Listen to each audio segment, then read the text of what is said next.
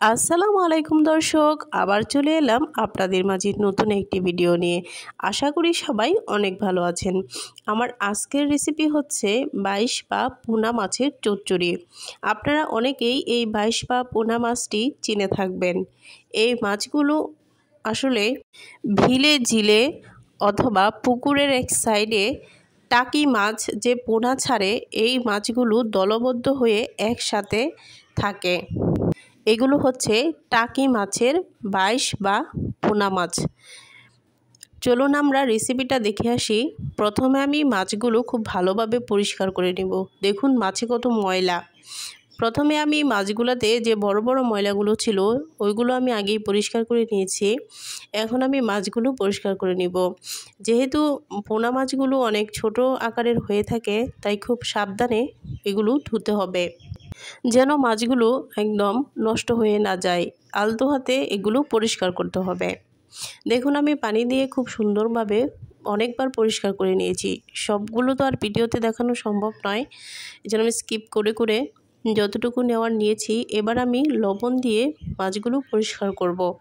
তো আমি একদম ডিরেক্টলি যে লবণ দিয়ে চালনে ঘষা দিব না, দিলে মাছগুলো নষ্ট হওয়ার সম্ভাবনা থাকে। তাই আমি পানি দিয়ে পানিতেই আলতোভাবে ধুয়ে নিব।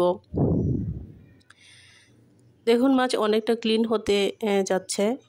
এভাবে আমি অনেকবার এভাবে আলতোভাবে করার পর মাছগুলো এরকম ক্লিন হয়েছে। এবার রান্নার জন্য আমি প্রস্তুতি নিচ্ছি। এই মাছগুলো অনেকে অনেকভাবে রান্না করে থাকে। কেউ চচ্চড়ি করে, কেউ ভুনা ভুনা করে, আবার কেউ বা পাতলা পাতলা সবজি যেমন ডাঁটা আলু বা বিভিন্ন ধরনের সবজি দিয়ে চচ্চড়ির মতো করে থাকে। তো আমি আজকে পেঁয়াজ এবং বেশি করে কাঁচামরিচ দিয়ে চচ্চড়ি করব। তো আমি প্রথমে মাছগুলো একটা ফ্রাই প্যানের নিচে তেল লাগিয়ে নিয়েছি, যেন মাছগুলো নিচে লেগে না যায়। তারপরে মাছগুলো দিয়ে পেঁয়াজ এবং কাঁচামরিচ দিয়েছি, বেশি করেই দিয়েছি। এবার আমি দিব 1 টেবিল চামচ হলুদ, 1 টেবিল চামচ মরিচ এবং 1 টেবিল চামচ ধনিয়ার গুঁড়া। এবার দিয়ে দিচ্ছি পরিমাণ মতো তেল। এই স্বাভাবিক আমাদের যে মশলাগুলো এগুলোই ব্যবহার করতে হবে, বাড়তি কোনো ধরনের মশলা লাগবে না। এবার আমি এই চচ্চড়িটা হাতে মেখে নিব খুব আলতোভাবে।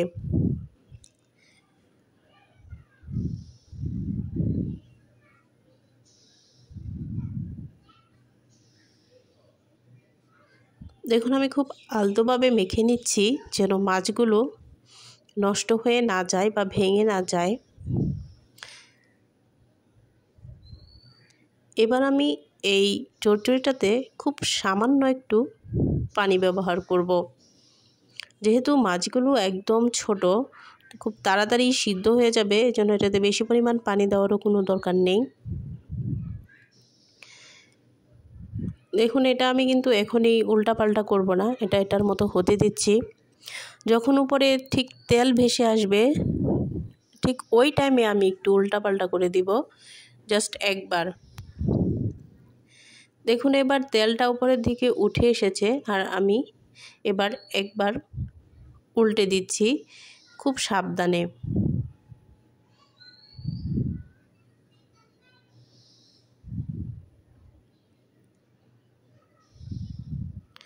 আমি কিন্তু আর উল্টিয়ে দিব না। এই দেখুন এবার আমার তরকারিটা হয়ে গিয়েছে। আবার আমি নামিয়ে নিচ্ছি। দেখুন কতটা ঝরঝরে হয়েছে, দেখে কিন্তু বোঝা যাচ্ছে। আর খেতে কিন্তু অনেক মজা হয়েছিল। আমার ভিডিওটা আপনাদের কাছে ভালো লেগে থাকলে অবশ্যই কমেন্ট করে জানাবেন। আল্লাহ হাফেজ।